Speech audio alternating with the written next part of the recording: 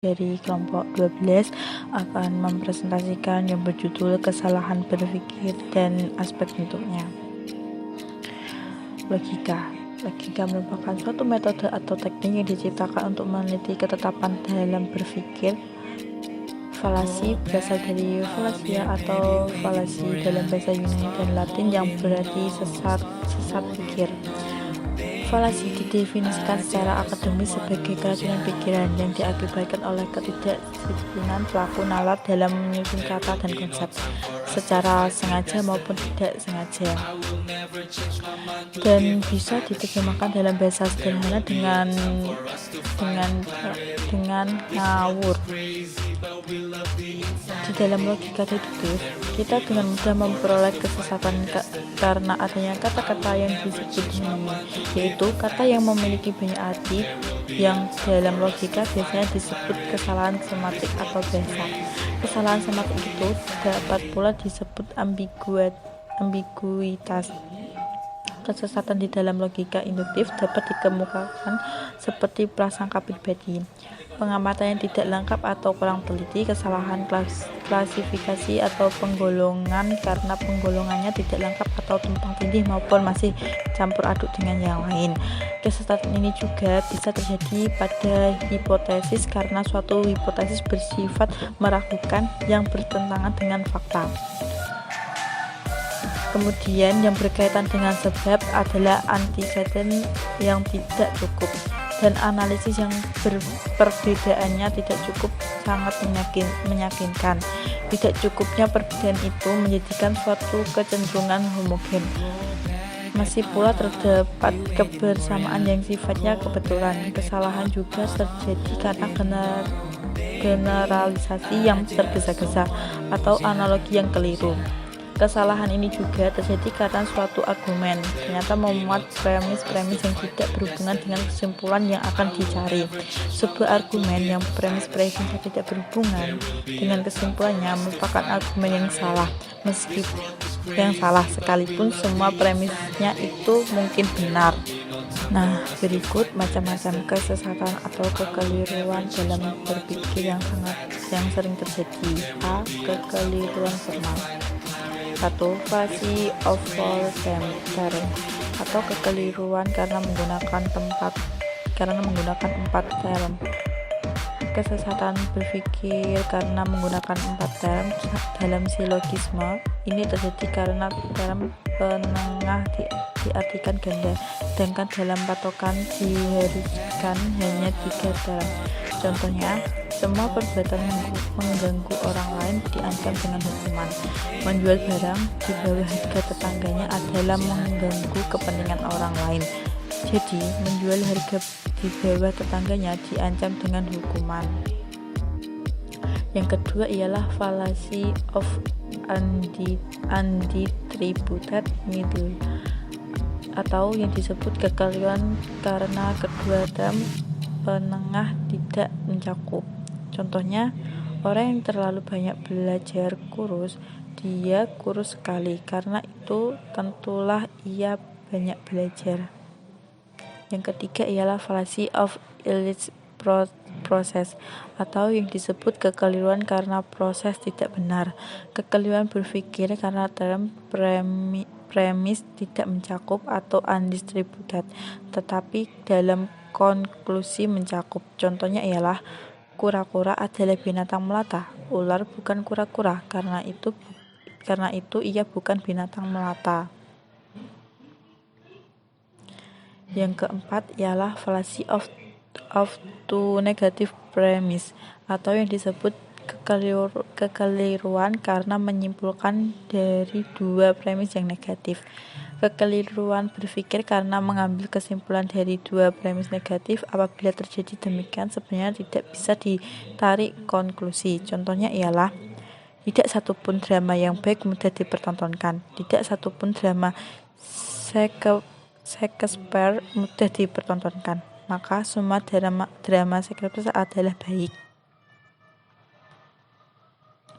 Yang selanjutnya ialah fallacy of affirming the consequence, atau yang disebut kekeliruan karena mengakui akibat. Kekeliruan berpikir dalam silogisme hipoteka karena membenarkan akibat kemudian membenarkan pula akibatnya. Contohnya ialah bila kita bisa berkendara secepat cahaya, maka kita bisa mendarat di bulan. Kita telah dapat mendarat di bulan, berarti kita telah dapat berkendara secepat cahaya. Yang keenam ialah fallacy of denying antecedent,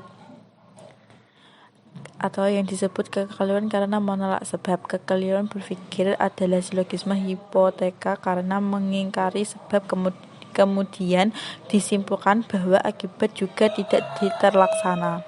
Contohnya ialah bila permintaan bertambah harga naik. Nah, sekarang permintaan tidak bertambah naik, jadi harga naik atau harga yang naik. Yang selanjutnya ialah fallacy of disjunction, atau yang disebut dengan kekeliruan dalam bentuk disyunktif. Kekeliruan berpikir terjadi dalam silogisme disyunktif karena mengingkari alternatif pertama, kemudian membenarkan alternatif lain. Padahal, menurut patokan, pengingkaran alternatif pertama bisa juga tidak terlaksanakannya alternatif yang lain. Contohnya ialah dia lari ke Jakarta atau ke Bandung, ternyata tidak di Bandung, berarti dia ada di Jakarta, atau yang disebut dia bisa tidak di Bandung maupun Jakarta. Yang selanjutnya ialah fallacy of inconsistency, atau yang disebut dengan kekeliruan karena tidak konsisten. Kekeliruan berpikir karena tidak runtutnya pernyataan yang satu dengan mempertanyakan yang diakui sebelumnya.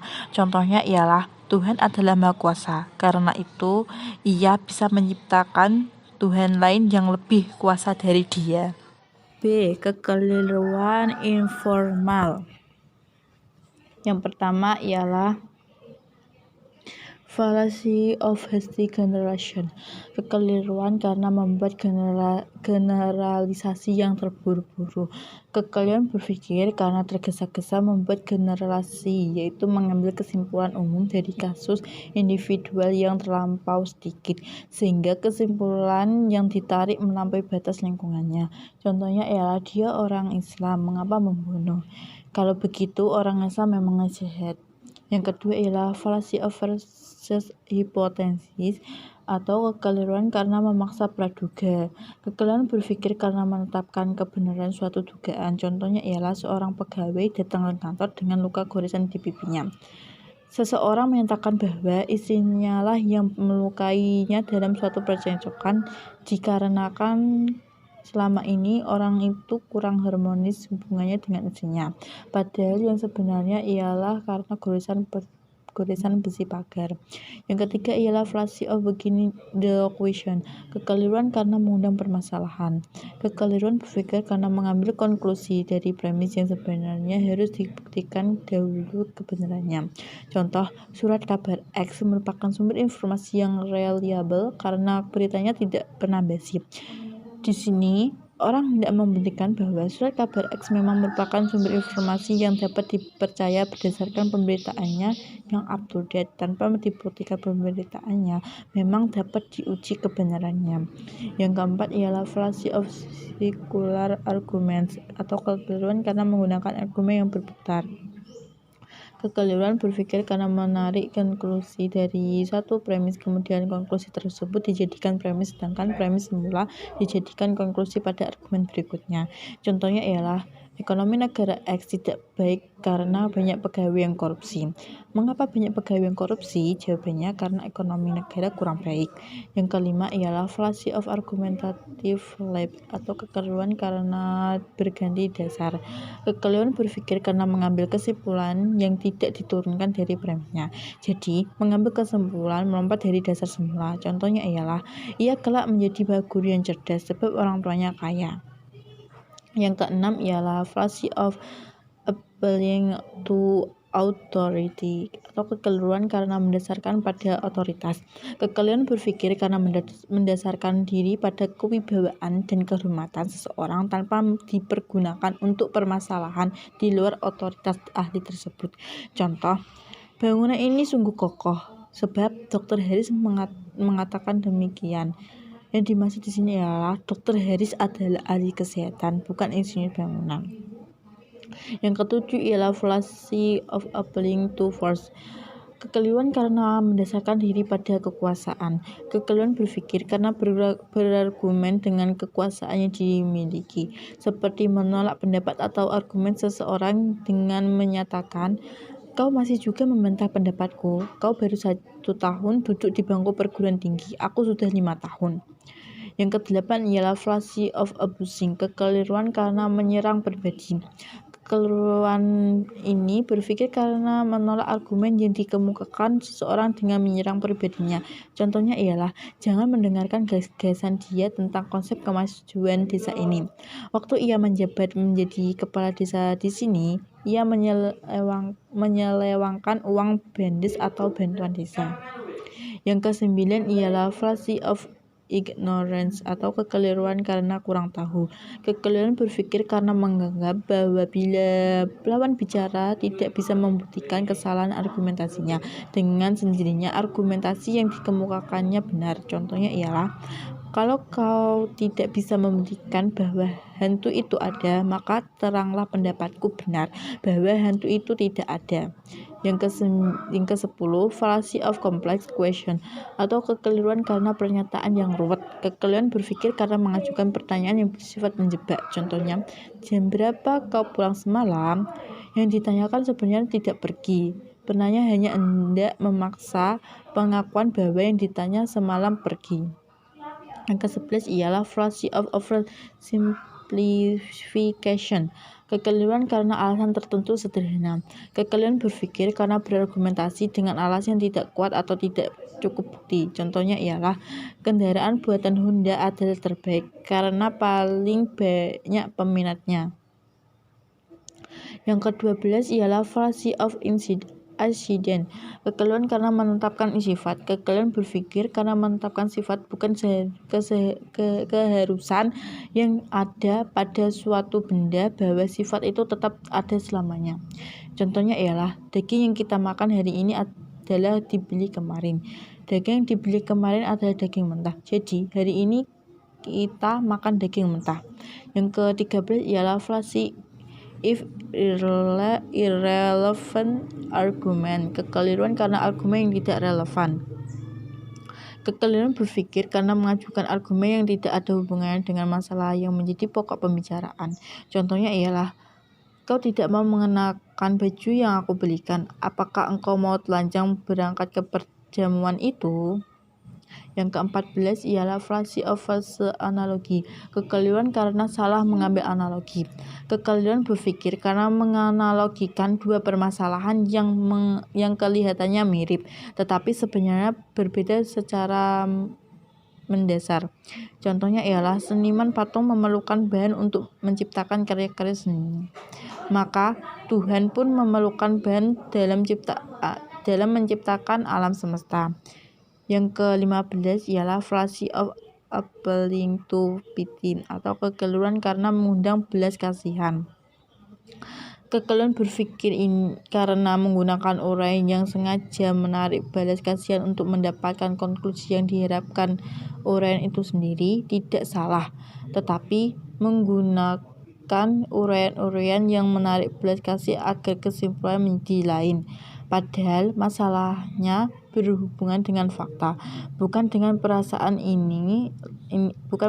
bukan dengan perasaan inilah letak kekeliruannya. Kekeliruan pikir ini sering digunakan dalam peradilan oleh pembela atau terdakwa agar hakim memberikan keputusan yang baik dengan sebaik-baiknya. Seperti pembelaan Clarence Darrow, seorang penasihat hukum terhadap Thomas Leggett yang dituduh bersekongkol dalam beberapa perbuatan kriminal dengan mengatakan sebagai berikut.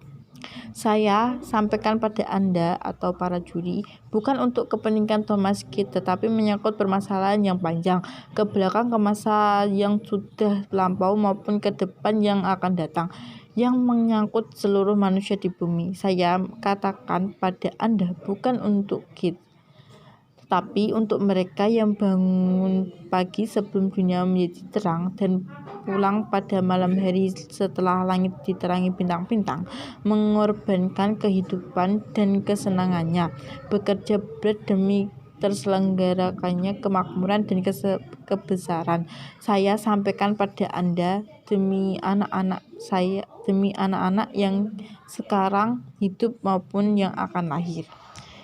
C. Kekeliruan dalam bahasa. 1. Equivokasi adalah kesesatan yang disebabkan karena satu kata mempunyai lebih dari satu arti. Equivokasi terdiri dari dua macam. Yang pertama ialah equivokasi verb. Contohnya ialah seorang pasien bertanya kepada dokter, apakah boleh saya makan ayam? Sang dokter menjawab bisa. Kalau semua bisa atau beracun, apa yang saya hendak makan? Yang jadi masalah di sini adalah kata bisa yang berarti dapat dan yang juga berarti racun ular. Yang kedua ialah equivokasi nonverbal. Menggelengkan kepala umumnya menunjukkan ketidaksetujuan. Namun di India, menggelengkan kepala dari satu sisi ke sisi yang lain menunjukkan kejujuran. Yang kedua ialah amfibologi atau gramatikal. Adalah kesesatan yang dikarenakan konstruksi kalimat sedemikian rupa sehingga arti menjadi bercabang. Contohnya ialah Ali mencintai kekasihnya dan demikian pula saya. Arti yang pertama ialah Ali mencintai kekasihnya dan saya juga mencintai kekasih Ali.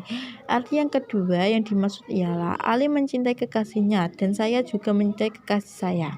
Yang ketiga ialah kesesatan aksentuasi adalah kesesatan equivokasi yang disebabkan perubahan aksentuasi atau tekanan.